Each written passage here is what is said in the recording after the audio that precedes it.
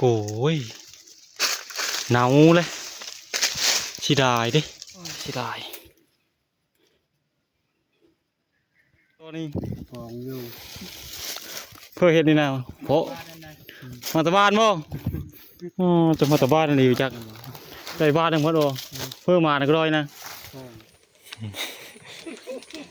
ปกติน้ำผึ้งนี่นะเป็นสีเหลืองทุกคนแต่นี่มันสีแบบสีน้ำตาลในเนาะสรุปน้ำผึ้งเฮาอันนี้ก็ได้อยู่ลิตรปลายได้ลิตรนึงประมาณนี้ลิตรนึงนะลิตรนึงประมาณนี้อันนี้ก็ประมาณเพียงนี้แหละพอดีเป็น2 ลิตรกว่าเนาะ2 ลิตรปลายการทักทายสวัสดีช็อตดีสิสบายดีตอนเทงทุกคนเลยตอนเทงวันนี้มีโอกาสขึ้นมาป่านะแต่ก็เดินทางขึ้นมาใกล้ฮอดจุดเป้าหมายแล้วแต่มาระหว่างทางรถน็อกทุกคนเลยใจโอเทนบอดตุ๊ดดับปุ๊บเลยติ๊กก็บ่ได้กระแจไคโอเทนผัดบ่ได้มาประมาณ2-3 คนวันนี้นะขันในพันมาหน้ามีได้มานำกับมา2 คนกับพันเกตแต่พันเกตเดินทางไปก่อนเลยค่อยหนักฮอดเคยฮอดนี่นะทางไม่ได้แต่ปลาไหลนี่ปรีรถตายก่อนว่าสิไปแวะลงพยายามแฮวยังแฮวหลังนึงบนตื้อหมูก่อนแล้วมันจะไปกูไปเบิ้งแฮวหลังนั่นแหละคือหมูแล้วกับป้าอยู่กลางห้วยนั่นตัวคนใดอยู่ข้างที่หินท่านว่าเขาเจ้าเอาหรือบ่แต่ได้ยินเสียงรถมาจะว่าจะรถผู้ใดขอกระแจต้องกับเจ้าลองเบิ้งรถนี้ไทยบังคอยไปเลยเอามากดตัวนะสบายดีทุกคนเอาไทยมาเลยได้เอาไทยวันเฮ็ดเพิ่นนี่โหเท่นตายเลยกระเจก็มีโหเท่นก็มีจบไก่ป่าอยู่หั่นบ่คล้องบ่คล้องไปก่อนแล้วเข้าไปก่อนหมอเกตไปก่อนนี่กะเฮ็ดโอ้อยู่ในช่วงนี้ได้นอนเชื่อหูจักอันนี้ใช่เนาะโยเขาฝนตกเลยวันนี้ได้ประมาณบ่าย 2นี่แล้วนอนเชื่ออย่าไปนอนเชื่อลุมห้วยเตยนี่ไปนอนเดี๋ยวบุกดปลาลายเดี๋ยวบุกดได้ตลอดลงเตอร์ฮันลงเตอร์พวกอันนี้เคยตลอดขึ้นหนึ่งเลยลงเตอร์ฮันบังน้ำน่ะมีเล็กเพราะมันเพ่งขังขาปลาจะเชี่ยวอยู่ไปยิงไก่ก่อนนี่หายไปได้เอาไม่เบ็ดมาไปนอนจะขึ้นอยู่มาคืนนึงนี่2 คืนฮะเอากระแจนะเพิ่นมาขายต้องเบิ่งทุกคนประเทศบอดเอาในหอยเพิ่นแปลงให้เป็นน้ำโอเทศมันทีนี้นะเอาโอเทศเพิ่นนั้นมาโอเทศรถเพิ่นมาเชื่อติดได้โอเทศคอยเชื่อเก้าติดไม่ได้คือเก้า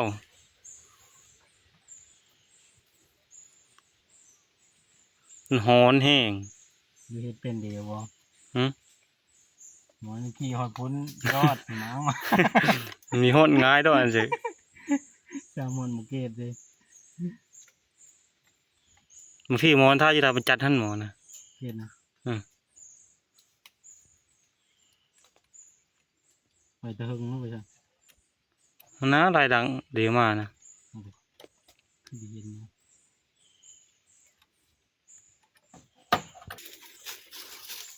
ได้แค่นี้ได้เนี่ยได้ทำได้ดึง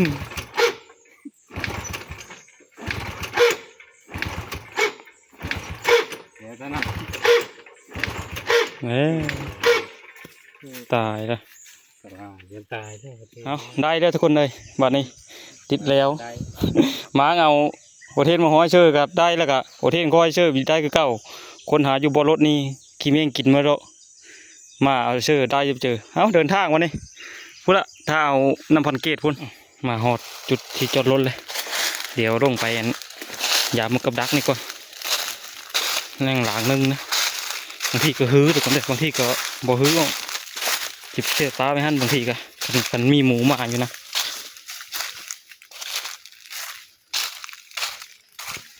เขาท่าอยู่ดามประจันเขาพันเกตนะ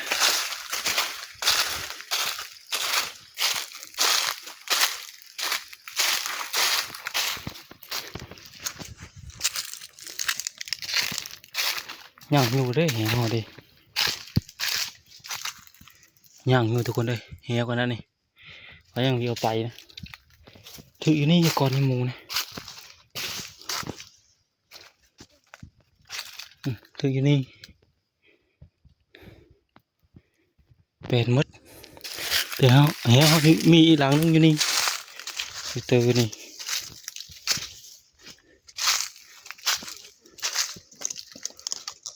เดือดเฮ้ยถือหมูทุกคนเลยลูกบอกเป็นมัดถือvừa conถือหมูเลย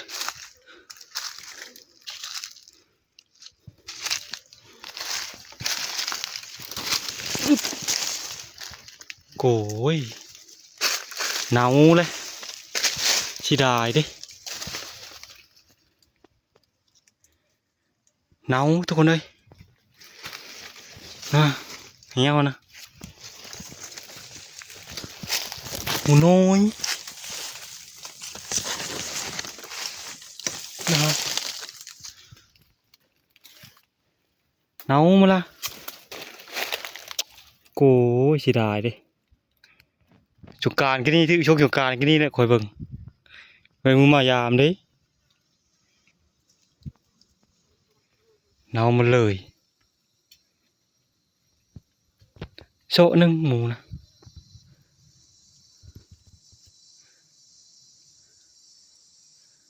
อยู่คือเด็กก็เหี้ยตัวอันถือนี่แหละตัวถือนี่ยังพ่อแล้วเหม็นเน่าแต่ไก่นะมึงถือหมูนี่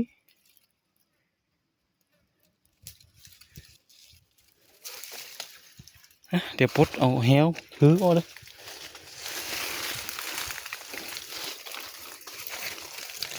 มันใช้มันยืดลงบ่คนทางก็เชื่อทางมาที่นี่นะ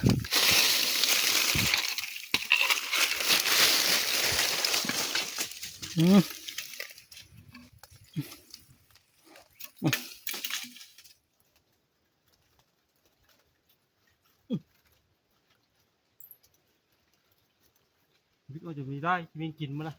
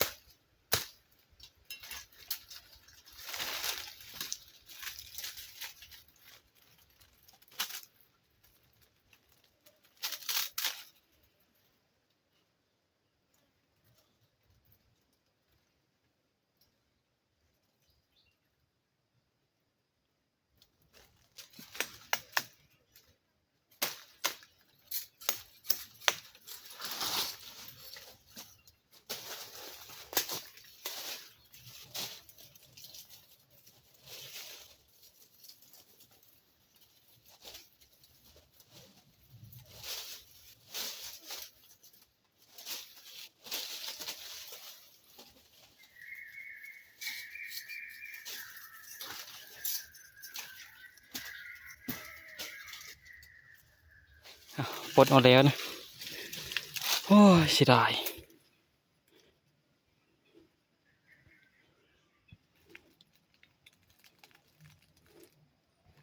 มันจะถึกหลายมือเติบเลยเบิ่งไม่ได้มานี่กะตอนได้หมูนี่กะประมาณ5-6 วันนี่แหละทุกคนเลยพอดีกับสงกรานต์นี่ก็เลยไม่ได้ขึ้นมาถึกหนาวพร้อม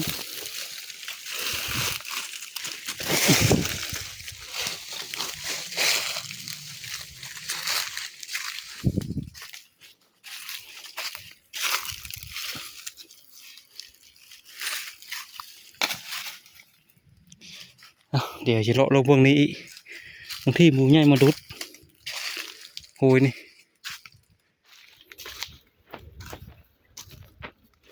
หมูลงมาอยู่โอยนี่มันมาดุดอยู่น้ำซุปอยู่แถวนี้นะ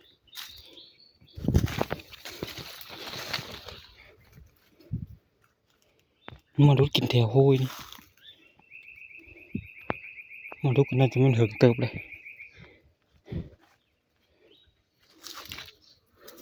นั่นนี่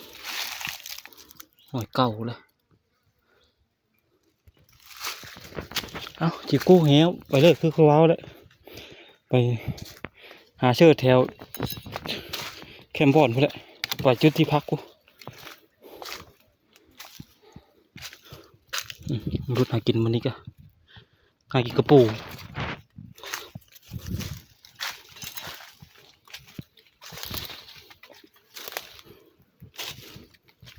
อันนี้เรามารุดอีหมูนี่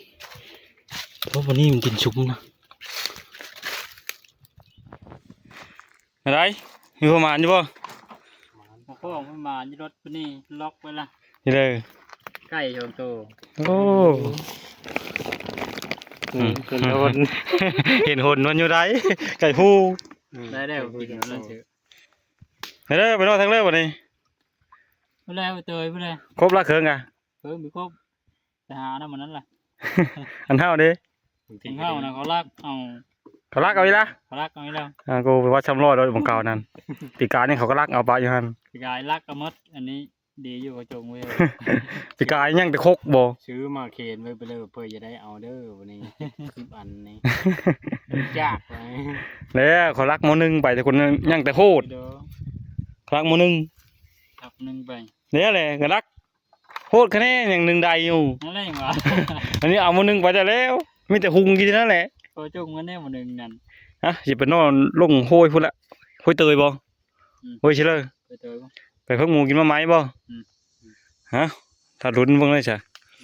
หมูกินมะไม้คักแล้วนอนเปรย์จะเทิงพู ฮะติดตามเบิ่งทุกคนเลยได้อาหารแล้วจัดผลไม้ทุกคนเลยผลเงือบหินนี่แหละจอดรถจูเตอร์นี่ค่อยนะนี่หลุมนี่พระเจ้าจะรถอยู่เทิงทอนคอยลงมาจอดจีรางไปนะอีกเงือบหินนี่ฝนตกยังไงนี่ตะกี้อยู่นี่ก็ได้ฝนตกนะเขาเราควัดจุยนะรีฝนนะสบายเลยนอนก็ได้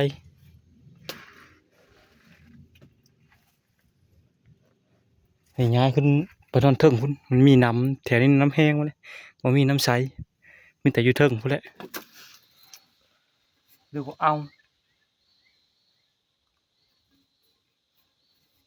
มาที่คักเลยมาหาเลดนะเลดนี่โลกขนาดเอาใช่ไหมนะ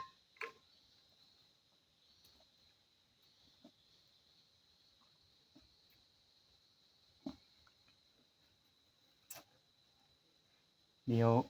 หากินข้าวกินน้ำบุคคลคนไปผ้าไปเบิ่งกุ้งมาไม้ทุกคนเลย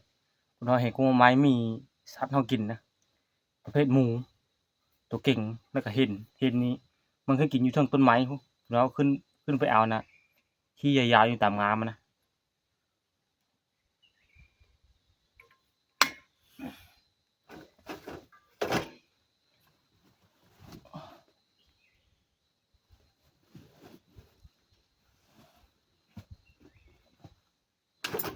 ปลายทางเรื่อยนะนะ ขอบคุณพอได้อุ่นท้องนี่นะ เห็นบูดมาละโอ้เลิกกระโดดนี่ ท้องอยู่ เพื่อเห็ดนี่นะโอ้มาตะบ้านบ่อ๋อจะมาตะบ้านนี่อยู่จักได้บ้านทั้งหมดโอ้เพื่อมาก็ได้นะอ๋อตัวแดงๆนี่รถ3 เต็มตู้เด็กคุยมานำพอมานอยู่เด้อ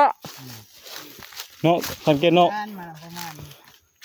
เดี๋ยวทางใกล้เลย อุ่นท้องละ อุ่นท้องก่อนจำจักเรือมาชื่อดอนกัน บูดแล้วแต่กินพอได้อัน มาดอบูดแล้ว มีทางเลิก บูดอะไร กินพอได้ถ่ายง่ายนี่ นี่กินใกล้นี่นะลายโตแล้วโอ้มาแล้วก็ ไม่ยกโชค เฮ็ดที่พักไว้เลยยังมึงยัดผู้บ่มาดูแคมน้ำนี่ เอาเลย หาทางพื้นทางไฟให้อยู่ให้กินก็คือเว้าได้ทุกคนเลยให้กินไก่นี่แหละมือแรกป๊าดต่อสุดยอดเลย ก็เลยวิเอาเล็บมันมาจี้เนี่ย มีเห็ดพร้อม ก็เลยวิเอาเล็บมันมาจี้เนี่ย วันนี้เอาละยันมันนั่น แม่นว่าเฮ็ดบ่เอ้ยเพื่อปิดฉี่แบบนี้ อันนั้นแหละอันนี้ว่านะ ดอกใหญ่อย่างนี้เนาะ โชคดีดีเบิดเลยโชคดีนี่ เออ มันเป็นสีแบบนั้นแล้วอันนี้ ไก่ก็คือว่ามีแต่ผู้ใหญ่ๆแม่นเอามาแต่บ้านบ่พ่อง โอ้ยรุ่นนี้ไม่เคยหากินมาแต่บ้านได้ ยังชายยุบมาแต่บ้านโอ้ยเห็นมาห้อยว่ามาแต่5 โมงเช้าโหยังชายยุบมาแต่บ้านด้วยยักษ์ ขนาดเที่ยงยังดีตามมาตะบ้านแล้วว่ะ ปุ๊บมาแต่บ้านคือเมื่อในไก่เฮือนในไก่แม่เนี่ยปุ๊บมากูเถอะเอามาแต่บ้านกูเถอะก็เด้อ หลายเนาะส่งชามโตโยชุดยอดแล้ว มีไฟจะเป็นไรได้ เฮ็ด3 หนุ่มเฮาผู้ละโตแล้วอย่าเอา4 โตผู้ละคนเลยพอดี เออยัน มันตามเย็น ทำไปนำตอนนั้นยันเห็นทำไปนำตอนนั้นได้บุรโตไปนำ ตัวมากเลย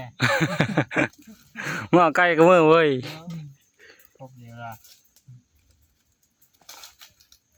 คนมาห้อยไปนำอยู่ อันนี้ปั่นเดียวเนี้ยอยู่บ่พอดีกินดีเฉย เฮ้ยมื้ออื่นพันเก็บให้จัดเธอ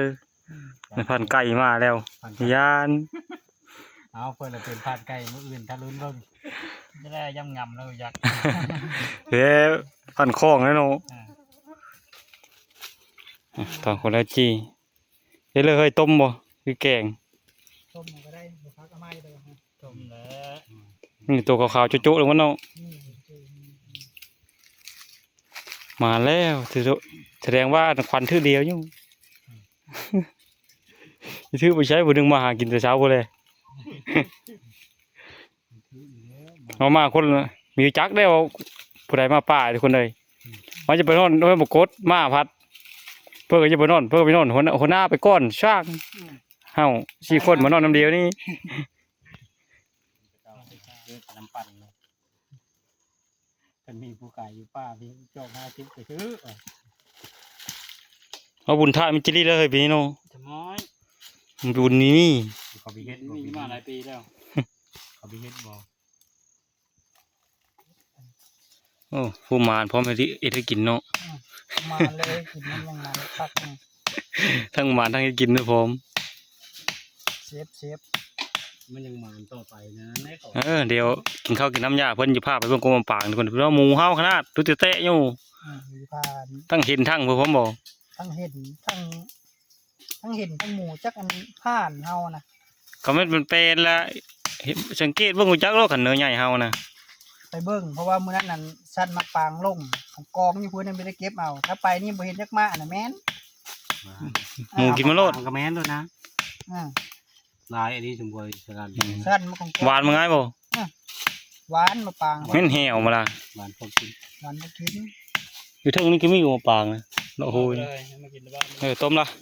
ผมอยู่ไว้ พดละชูกว่าตัวนี่ไผ่ก็โหอยู่ทุกคนเลยใช้หมูแรงได้หมูจักปด ไข่ ขาขนาด หัวนะ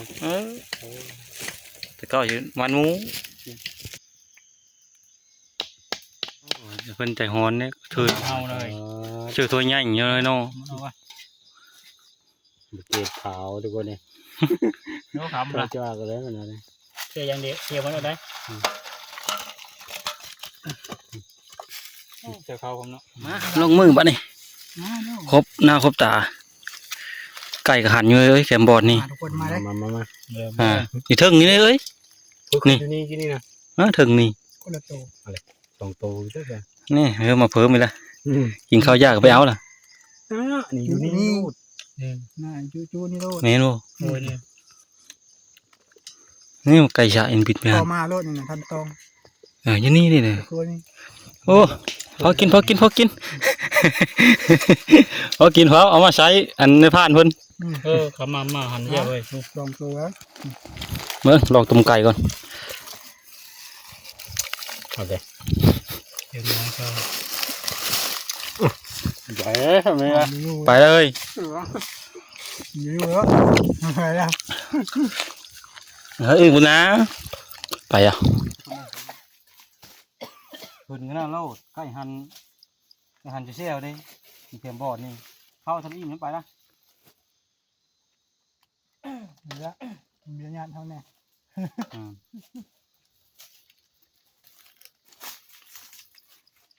สู้กับน้ำแกงเลย แซ่บพูดเว้ย เสียพูด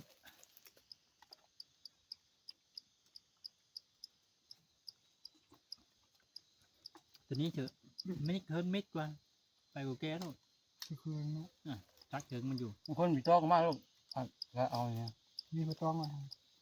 นี่ทันได้มาทันฮอด ไม่มันร้อนดานแต่หึงแล้วเนาะ พอตีมาตีความกัน ปากกัดกินข้าวกินน้ำอิ่มบาดนี้ทุกคนเลยมืดตึ๊บแล้วฝนอยู่ตกแล้วบัดนี้เจอเลยนายหอยเพิ่นมิจลีใช่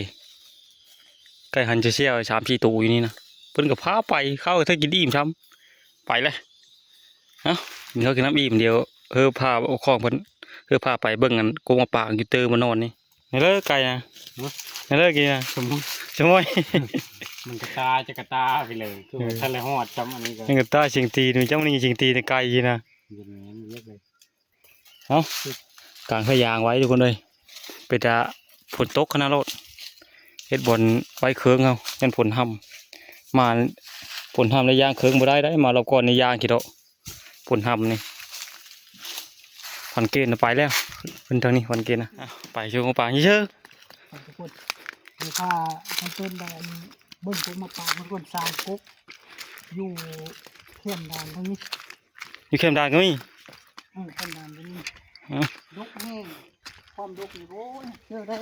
2,000รถไถ เนื้อกินอยู่เนื้อนะ เนื้อเฮากินอยู่นี่น่ะเฮาเท่เนื้อเลี้ยงเฮาน่ะ เดี๋ยวไปสังเกตเดี๋ยวค่อยไปสังเกตเบิ่งคันไม่มีเนื้อเฮานี่จะขึ้นมาเอาไปใบดัก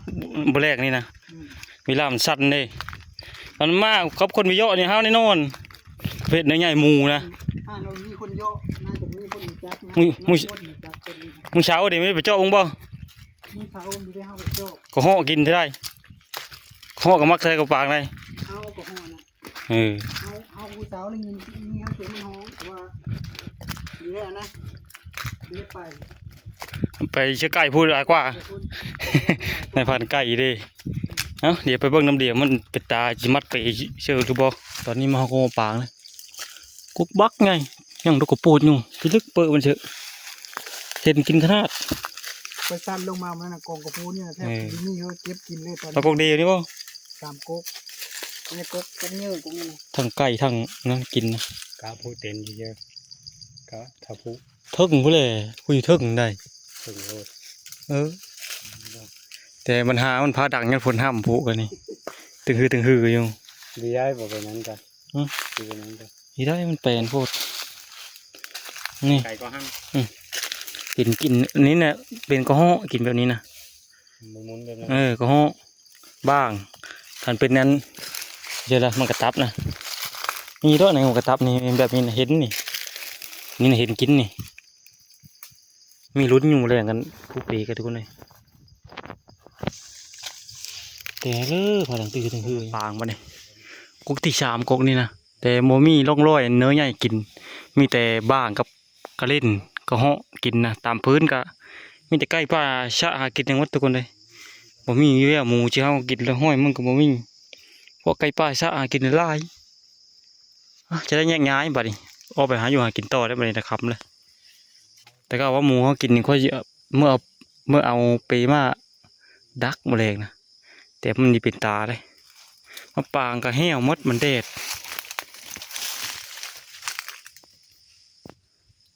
ว่าไปนี่เหรอพากระดังดื้อจะรอขึ้นดาดกูรอขึ้นพวกเกี้ยวมือที่พักเลยพอดีแล้วขับมืดฝนก็น่าจะตกกันทุกคนเลยมึงชงเลยเพราะว่ามันมืดมาทางนี้พอดังตึงอยู่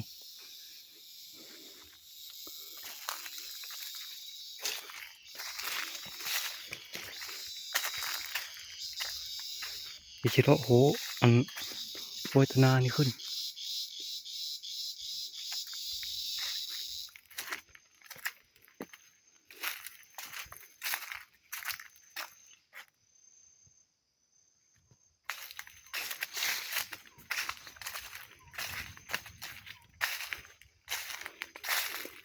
แต่นี่ก็มีมาปากเลยนี่กุมาปางกันมันจะได้เป็นก๊กมันทุกคนเลยนี่มีปางอยู่แต่เป็นมาละพอขึ้นเอาเบิกแก้มทางก๊กน้อยๆนึงนี่ก๊กมันนะ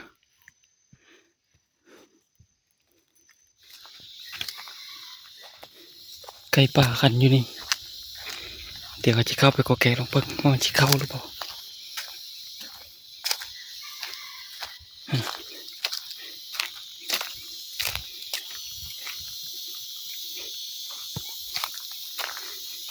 ถ้ามันแปลนตอนนั้นยังไม่เห็นก่อน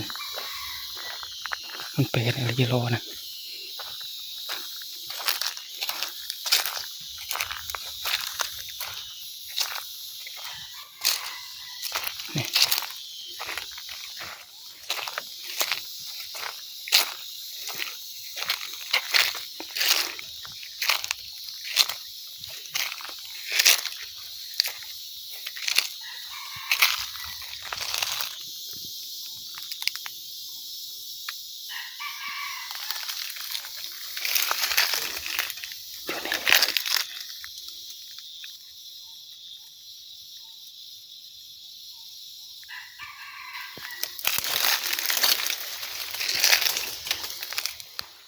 มิจิริมันพอเข้ามาเลย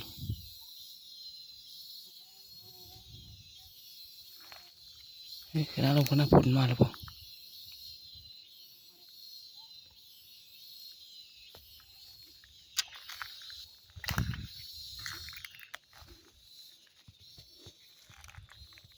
ช่วงใช้เขาเคยต้องก็เลยโกเคมาเอาตัดสินใจพอไปโต้ตัดสินใจกลับมือบอลเลยเอาลูกมันผลมาละน่าจะเป็นตกแห้งอยู่เบิ่งไปการอันตรายงาไม้เขาเนี่ยเขาอยู่ด่านอยู่ดงเนี่ยอันตรายครับงาไม้ลมนี่เลยเดี๋ยวเขามองพวกเท่านั้นบางทีคนที่พอเขาขยางนั่นแหละพันเกตยันบอกว่าเป็นวีเก็บเฮานะเขาผู้อูก่อนนี่เลย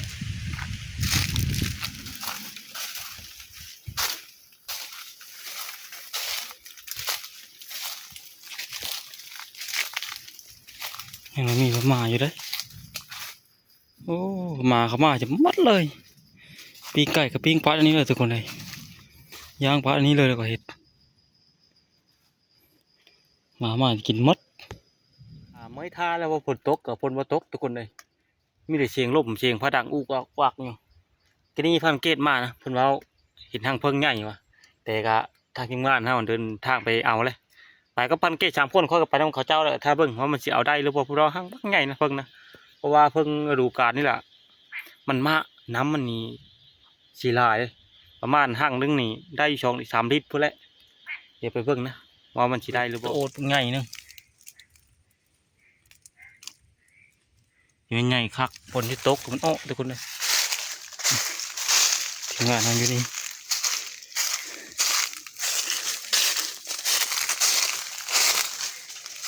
โอ้ทางก็ลึกเรื่องหกโลเข็มโฮก็ยี่โลดป่าไม่ไหลนี่บ่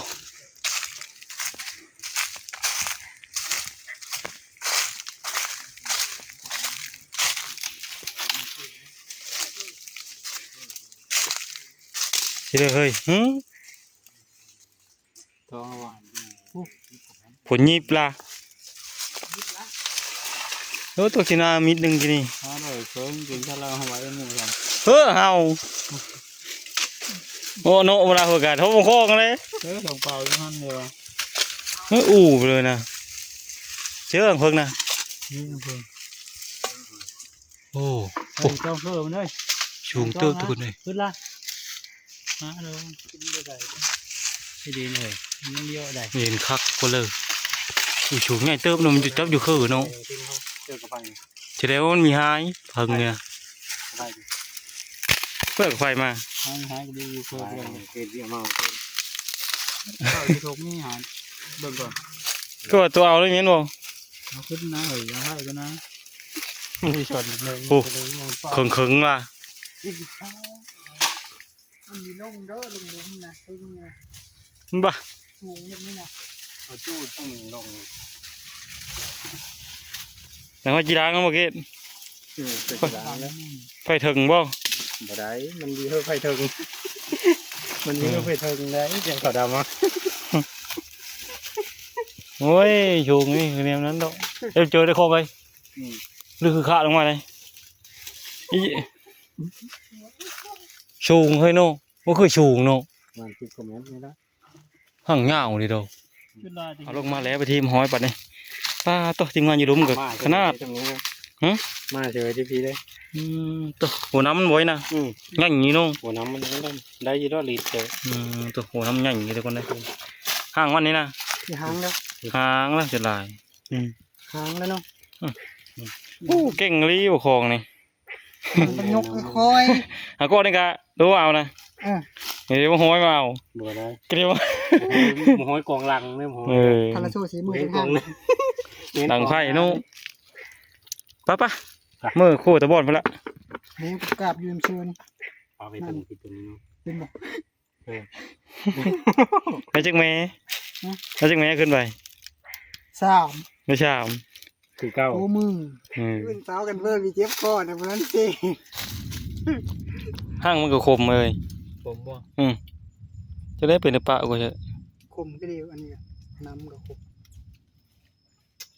มันจะหาง มันปุ่นนี่ก็น้ำพึ่งเดือน5เอา คมนิดนึง มันจะคือเอาตอนนั้นเด้อนี่มันจะหางปีนี้นะ ครั้งแรกนี่คือดีแล้วนะครั้งแรกนี่ ปากตกตำนานบ่ เอาได้ เจอผม แกม แก้วเป็นเลยนะเบิ้ล ไม่ใช่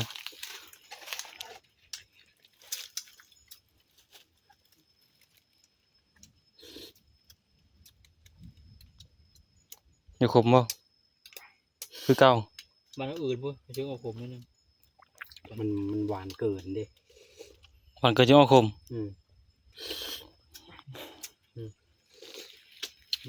ถ้าเบิ่งว่ามันสิเฮาสิปัดเอาน้ำว่ามันสิได้หลายจำเลยได้บ่ลิตรนึง ว่ารู้ ขาย4แสนน้อย4แสนก็เฉลย500บ่500 600พุ่นเลยเนาะ ก็เชื่อนะพา ถึงเงินบาทเนาะปกติน้ำผึ้งนี่น่ะเป็นสีเหลืองทุกคนแต่นี่มันออกสีแบบสีน้ำตาลเลยเนาะ น้ำตาลเข้ม ไม่เอาต้นน้ำตาลนะสีเดียวเลยเอาคักทั้งนั้นเลยเว้ย สรุปน้ำผึ้งเฮาอันนี้ก็ได้อยู่ลิตรปลายด้วยเนี่ยลิตรหนึงก็ประมาณนี้ลิตรหนึงนะลิตรหนึงประมาณนี้อันนี้ก็ประมาณเพียงนี้แหละพอดีเป็น2 ลิตร2 ลิตรกว่าเนาะ ช่องนี้เป็นปลาย แต่สีมันบ่เป็นตาเลยทุกคนเลยน้ำผึ้งนี่นะคือเขาแล้ว เข้มโพด เป็นสีน้ำตาลนะครับขนาด เก็บเกินไปนะน้อง เนาะสึกดึกน้อยการเห็ดต่ออีกกินมะปราง ที่ปกครองพาไปเบิ่งกันแหละ คลองผสมสลายโคตร เข้มประมาณไหน มันแท้วันนี้ทุกคนเลยภารกิจอีกอย่างการแล้วไปเที่ยวห้อยบัดนี่เดี๋ยวหาพวกพ่อจังหน่อยดูเอาแหละยังออกไปหาการเบิ่งเห็นโคงมะปรางนี่ถ้าติดตามเบิ่งอีพีหน้าพุ่นละมันนี่มากันได้เดี๋ยวอีพีนี้ก็จะได้ขอโจทย์ลงมานี้เลยก็ขอบคุณเจอสิที่เข้ามาติดตามการรับชมพบพรได้ใหม่ทุกคนเลยในคลิปหน้า